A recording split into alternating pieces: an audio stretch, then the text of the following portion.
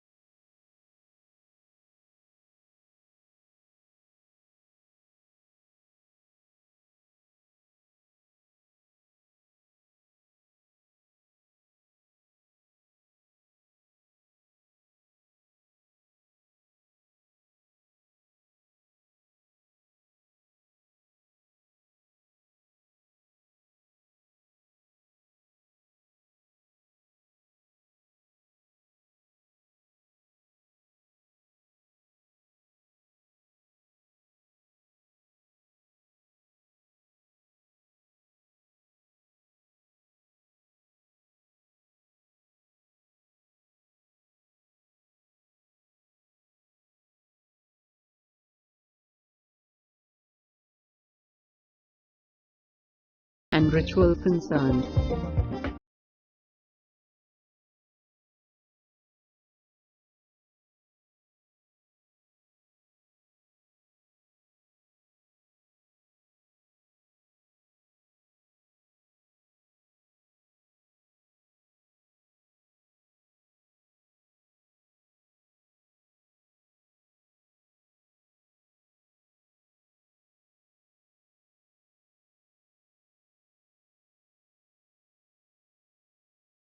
India's recorded history of clothing goes back to the 5th millennium BC in the Indus Valley civilization, where cotton was spun, woven and dyed. Bone needles and wooden spindles have been used as tools. The cotton industry in ancient India was well developed. These images show dancers and goddesses wearing what appears to be a dhoti wrap, a predecessor to the modern sari. The upper castes dressed themselves in fine muslin and wore gold ornaments.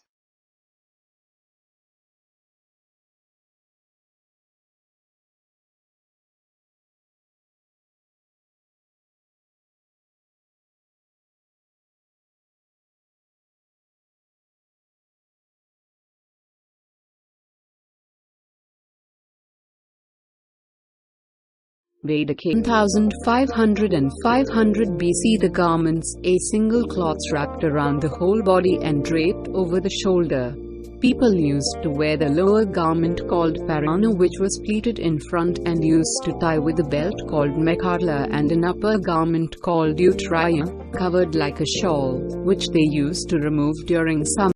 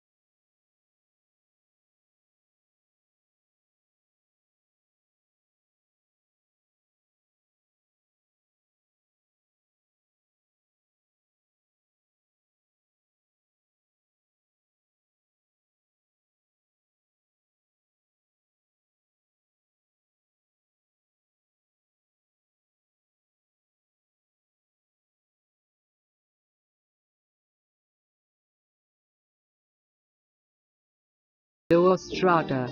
Third garment called pravara was worn in cold season like cloak or a mantle.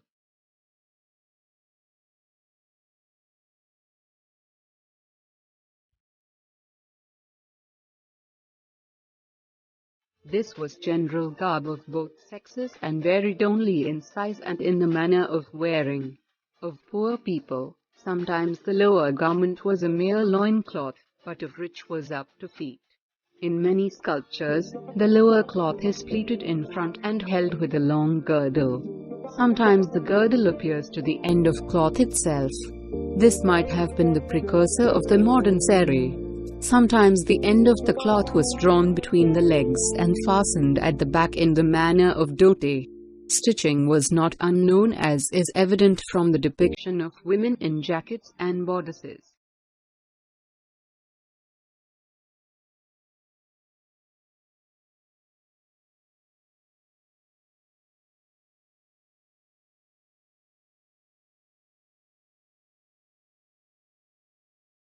Men too draped pieces of long clothing around them during the Vedic period. The most initial attire of Vedic men were dhotis, which are similar to a dupatta but slightly longer. However, men draped the dhoti around their waist and partitioned it with pleats. There were no upper garments required by men in this era. Therefore, the dhoti was the only piece of clothing they wore. Another similar garment worn by men was the lungi, which was simply draped around the man's waist and pleated in the center, but is not partitioned. However, when Vedic people learned to stitch, they made the katu, which is a loose shirt-like upper body garment.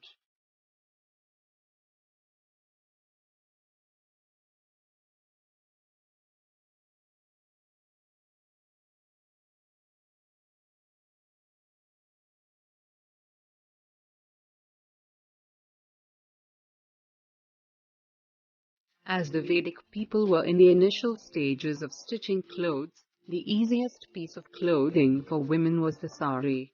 Even though the initial styles of draping the sari were very basic, they were later altered on a regional basis.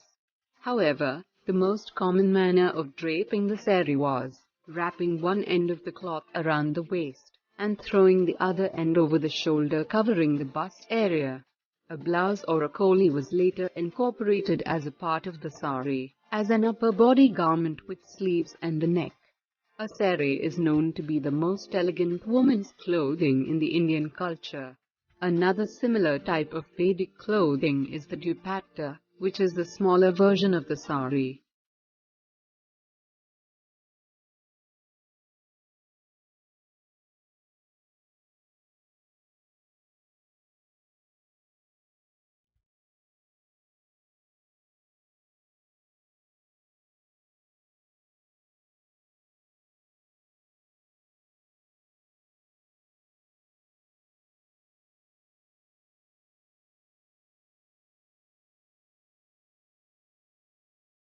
Women used to wrap it around their waist, pleat it in front over the belly and drape it over their shoulder, covering their bust area, and fastened it with a pin at the shoulder. Choli or blouse, as an upper garment, was introduced in the later Vedic period with sleeves and a neck.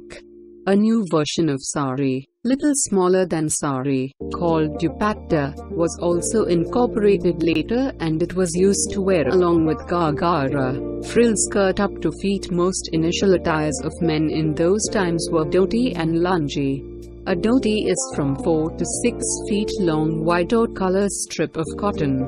Generally, in those times, no upper garment was worn, and dhoti was the only single clothing that men used to drape it over their bodies. Wool, linen, diaphanous silks and muslin were the main fibers used for making cloth, and patterns with gray strips and checks were made over clothes.